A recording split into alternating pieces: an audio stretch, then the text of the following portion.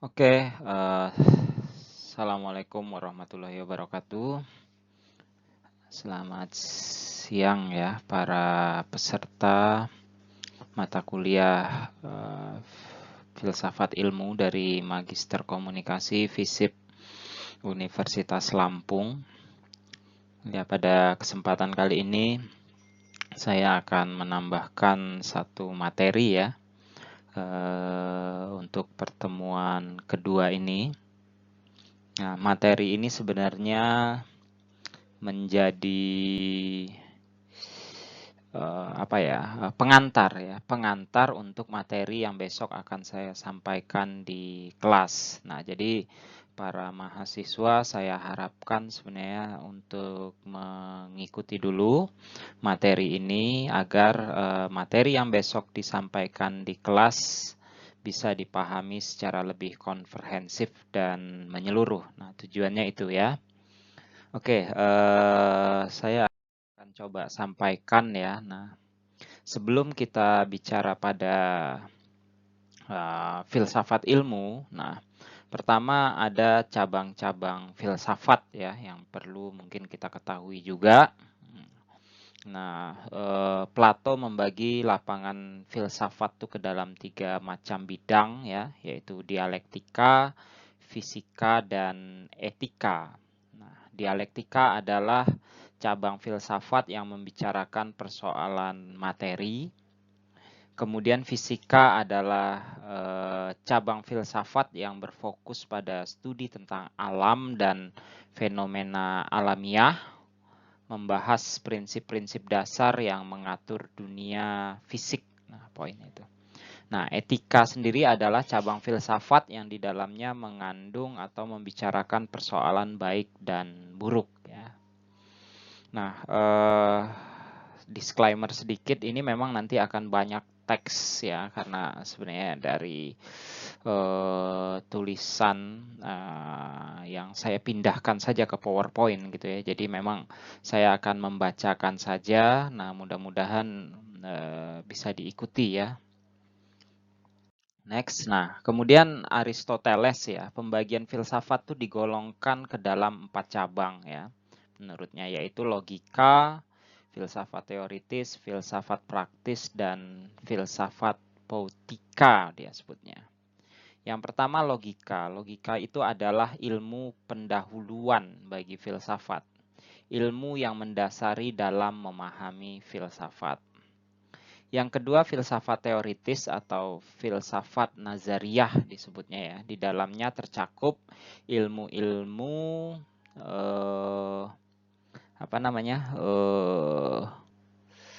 ilmu-ilmu lain yang sangat penting seperti ilmu fisika, matematika, ilmu metafisika, dan lain-lain. Nah, kemudian bagi Aristoteles itu sendiri, ilmu metafisika ini lah yang menjadi inti atau bagian yang paling utama dari filsafat. Nah, ini menurut Aristoteles ya. Jadi filsafat utama menurut Aristoteles itu adalah metafisika. Yang ketiga adalah filsafat praktis atau filsafat ilmiah ya. Nah, di dalamnya tercakup 3 macam ilmu yang tidak kalah pentingnya juga dari yang lain tadi, yaitu ilmu etika yang mengatur kesusilaan dan kebahagiaan dalam hidup perseorangan.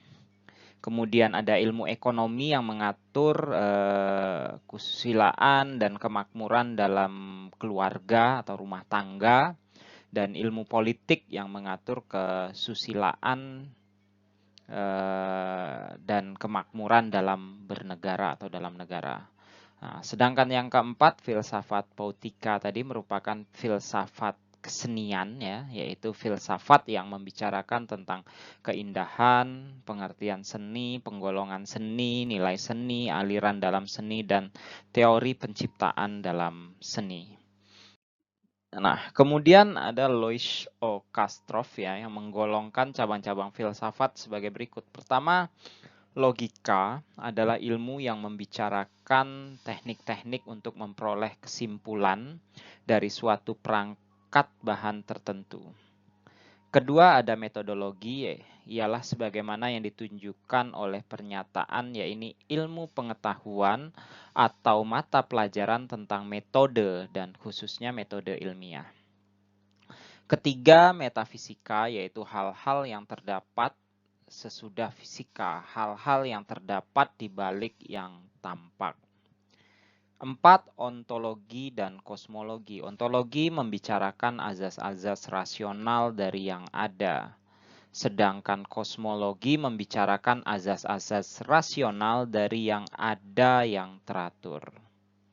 Yang kelima, epistemologi, ialah cabang filsafat yang menyelidiki asal mula, susunan, metode-metode, dan syahnya pengetahuan. Dan yang keenam yaitu ada biologi, dalam hal ini biologi kefilsafatan yang membicarakan persoalan-persoalan mengenai biologi. Biologi kefilsafatan mencoba menganalisis pengertian-pengertian hakiki dalam biologi. Kemudian yang ketujuh ada psikologi kefilsafatan yang memberikan pertanyaan-pertanyaan psikologi yang meliputi apakah yang dimaksud dengan jiwa, nyawa, ego, akal, perasaan, dan kehendak. Kedelapan ada antropologi kefilsafatan yang mengemukakan tentang pertanyaan-pertanyaan tentang atau seputar manusia. Yang kesembilan ada sosiologi kefilsafatan mengemukakan pertanyaan-pertanyaan mengenai hakikat masyarakat serta hakikat negara. Nah, selanjutnya yang ke-10 ada etika, yaitu satu cabang filsafat yang membicarakan tentang baik dan buruk. Nah, 11 adalah estetika, adalah cabang filsafat yang membicarakan definisi, susunan, dan peranan keindahan khususnya di dalam seni. 12 ada filsafat agama, adalah cabang filsafat yang membicarakan jenis-jenis pertanyaan berbeda mengenai agama. Dalam studi filsafat, untuk memahaminya secara baik, paling tidak kita dapat mempelajari 5 bidang pokok, yaitu metafisika, epistemologi, logika, etika, dan estetika. Nah, kemudian bidang kajian filsafat. Nah, menurut Titus, cabang-cabang tradisional yang dibahas dalam filsafat meliputi logika, metafisika, epistemologi, dan etika. Nah, sedangkan menurut Muzayyin Arifin, ruang lingkup kajian filsafat meliputi bidang-bidang seperti berikut. Yang pertama, kosmologi, yaitu suatu pemikiran dalam permasalahan yang berhubungan dengan alam semesta, ruang dan waktu, kenyataan hidup manusia sebagai ciptaan Tuhan, serta proses kejadian dan perkembangan hidup manusia di alam nyata dan sebagainya.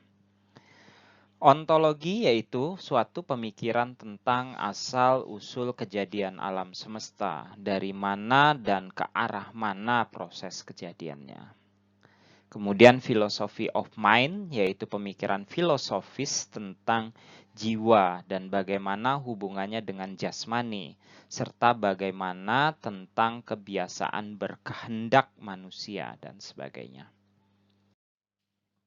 Nah, kemudian epistemologi yaitu pemikiran tentang apa dan bagaimana sumber pengetahuan manusia diperoleh, apakah dari akal pikiran, yaitu aliran rasionalisme, dari pengalaman panca indera, aliran empirisme, dari ide-ide, aliran idealisme, atau dari Tuhan, yaitu aliran teologisme.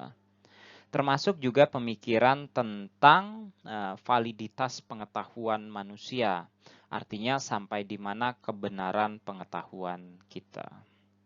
Aksiologi yaitu suatu pemikiran tentang masalah-masalah nilai, termasuk nilai-nilai tinggi dari Tuhan. Misalnya nilai moral, nilai agama, dan nilai-nilai keindahan atau estetika. Aksiologi ini mengandung pengertian lebih luas daripada etika atau higher value of life, nilai-nilai kehidupan yang bertaraf tinggi. Nah, menurut Jujun S. Surya Sumantri dan Ana Pujiadi, secara garis besar filsafat memiliki 3 bidang kajian utama, yaitu ontologi, epistemologi, dan aksiologi. Nah, selanjutnya aliran atau mahzab dalam filsafat. Yang pertama, rasionalisme. Aliran rasional sangat mementingkan rasio dalam memutuskan atau menyelesaikan persoalan atau masalah. Dalam aliran rasional ini sangat mendamba-dambakan otak atau rasio sebagai satu-satunya yang menjadi alat untuk menyelesaikan masalah. Karena menurut aliran ini, di dalam rasio terdapat ide-ide dan dengan itu orang dapat membangun suatu ilmu pengetahuan tanpa menghiraukan realitas di luar rasio. Tokoh-tokoh yang terkenal dalam aliran rasional pada abad modern ini antara lain ada René Descartes, Nicolas Malebranche, Spinoza, Gottfried Wilhelm Leibniz, Christian Wolff, dan Blaise Pascal. Ya. Nah, kemudian yang kedua, empirisme.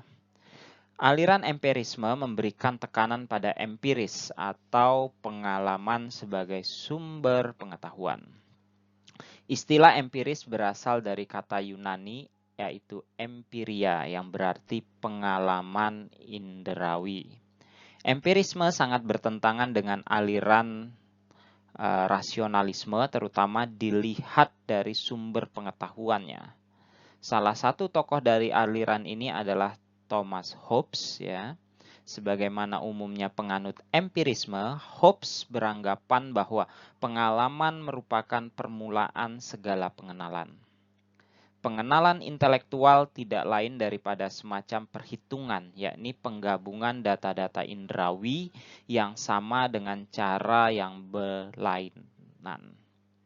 Pengalaman adalah keseluruhan atau totalitas pengamatan yang disimpan di dalam ingatan atau digabungkan dengan suatu pengharapan akan masa depan, sesuai dengan apa yang telah diamati pada masa lalu. Tokoh lain yang juga tak kalah terkenalnya dengan Hobbes adalah John Locke dengan teori tabula rasa, mengemukakan bahwa rasio manusia harus dipandang sebagai lembaran kertas putih. Selain Locke, juga terdapat tokoh lain yang terkenal dalam aliran empirisme adalah George Berkeley dan David Hume. Yang ketiga, kritisisme. Nah, filsafat yang dikenal dengan kritisisme adalah filsafat yang diintrodusir atau diperkenalkan oleh Immanuel Kant, ya, dari tahun 1724 hidupnya sampai 1804. Kant mengadakan penelitian yang kritis terhadap rasio murni dan memugar sifat objektivitas dunia ilmu pengetahuan dengan menghindarkan diri dari sifat sepihak rasionalisme dan sifat sepihak empirisme. Gagasan itu muncul karena pertanyaan mendasar dalam dirinya, yaitu apa yang dapat saya ketahui, apa yang harus saya lakukan, dan apa yang boleh saya harapkan. Nah, kritisisme ini bisa dikatakan aliran yang memadukan atau mendamaikan rasionalisme dan empirisme. Menurut aliran ini, baik rasionalisme maupun empirisme, keduanya berat sebelah. Pengalaman manusia merupakan paduan antara sintesa unsur-unsur a priori, yaitu yang terlepas dari pengalaman, dengan unsur-unsur a posteriori, yaitu berasal dari pengalaman. Ciri-ciri kritisisme dapat disimpulkan dalam 3 hal, yaitu sebagai berikut. 1. Menganggap objek pengenalan itu berpusat pada subjek dan bukan pada objek. 2. Menegaskan keterbatasan kemampuan rasio manusia untuk mengetahui.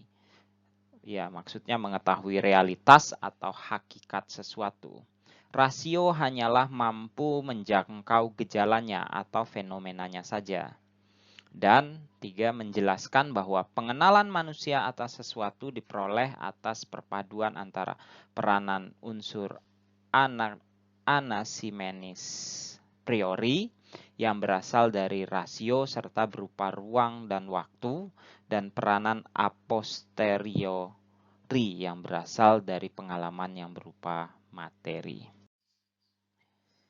4. Materialisme. Aliran materialisme mengatakan bahwa materi itu ada sebelum jiwa atau self, dan dunia materi adalah yang pertama, sedangkan pemikiran tentang dunia adalah nomor 2. Materialisme modern mengatakan bahwa alam atau universe merupakan kesatuan material yang tak terbatas.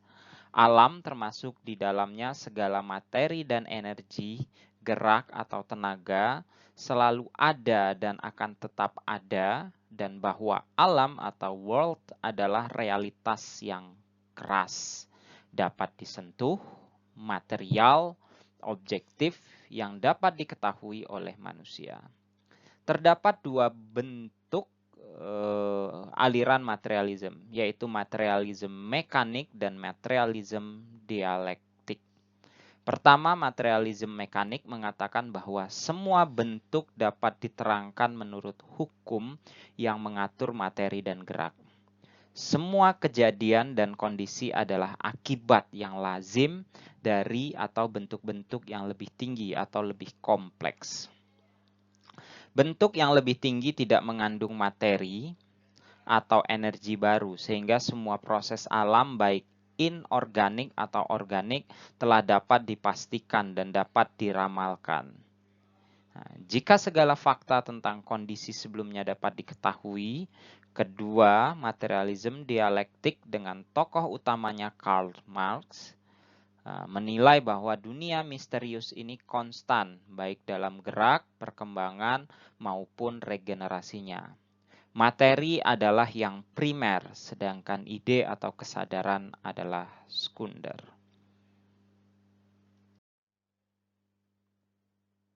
Yang kelima ada idealisme. Nah, idealisme menekankan akal atau mind sebagai hal yang lebih dahulu atau primer daripada materi, bahwa akal itulah yang real dan materi hanyalah merupakan produk sampingannya. Idealisme mengatakan bahwa realitas terdiri dari ide-ide, pikiran-pikiran, akal atau mind atau jiwa atau self, dan bukan benda material dan kekuatan. Aliran idealisme sendiri dapat dikelompokkan ke dalam 3 kelompok besar, yaitu idealisme subjektif immaterialisme, idealisme objektif, dan idealisme personal atau personalisme. Pertama, aliran idealisme subjektif immaterialisme juga sering disebut dengan sebutan aliran mentalisme atau fenomenalisme. Menurut aliran idealisme subjektif immaterialisme ini akal, jiwa, dan persepsi-persepsinya atau ide-idenya merupakan segala yang ada tetapi hanya ada dalam akal yang mempersepsikannya. Kedua, aliran idealisme objektif. Nah, menurut aliran idealisme objektif ini, pikiran adalah esensi dari alam dan alam adalah keseluruhan jiwa yang diobjektifkan. Tokoh pertama idealisme objektif adalah Plato ya, yang lahir antara tahun atau yang hidup antara tahun 427 sampai 347 sebelum Masehi, yang membagi dunia dalam 2 bagian, yaitu dunia persepsi dan alam di atas alam benda, yaitu alam konsep. Ide universal atau esensi yang abadi termasuk di dalamnya adalah tema filsafat Hegel ya, ini atau George Wilhelm Friedrich Hegel. Nah, hidupnya kurun 1770 sampai dengan 1831. Dengan idealisme mutlak atau idealisme monistik. Selanjutnya ada positivisme. Nah, positivisme berasal dari kata positif yang berarti faktual, yaitu apa yang berdasarkan fakta. Nah, menurut positivisme, pengetahuan kita tidak pernah boleh melebihi fakta-fakta. Positivisme seperti empirisme mengutamakan pengalaman sebagai sumber pengetahuan. Perbedaan positivisme dengan empirisme adalah bahwa positivisme tidak menerima sumber pengetahuan melalui pengalaman batiniah, tetapi hanya mengandalkan fakta-fakta belaka. Positivisme pertama kali diperkenalkan oleh Auguste Comte ya. Nah, tahun 1798 sampai 1857 dengan karya utamanya yang paling terkenal adalah Cours de Philosophie Positif ya, kursus tentang filsafat positif. Kemudian yang ketujuh, pragmatisme. Pragmatisme adalah aliran yang mengajarkan bahwa yang benar adalah apa yang membuktikan dirinya sebagai benar dengan perantaraan akibat-akibatnya yang bermanfaat secara praktis. Aliran ini bersedia menerima sesuatu asal membawa akibat praktis, atau dengan kata lain patokannya adalah manfaat bagi hidup praktis. Tokoh utama aliran pragmatisme ini adalah William James dan John Dewey di Amerika Serikat. Di samping itu di Inggris ada F.J.